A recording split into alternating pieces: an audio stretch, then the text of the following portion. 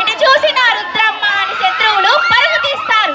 ఆంధ్రదేశ చరిత్రలో మా కాకతీయులకు విశిష్ట స్థానం ఉంది.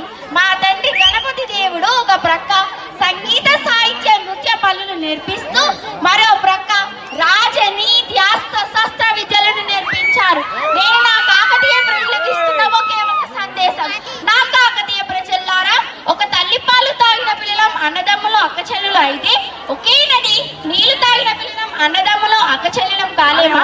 దిక్కులు పెక్కటిల్లి నా పంచభూతాలు పారిపోయిన పక్కన బిడలు పడిన మాట తప్పేది లేదు, మడక తిప్పేది లేదు.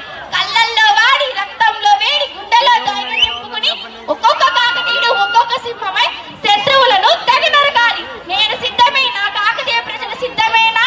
యుద్ధంలో మా తండ్రితో పాటు ఒక్కొక్కరిని ఓడిస్తూ ముందుకు పోతుంటే దేవగిరి రాజు నా మీద కత్తి తీశాడు.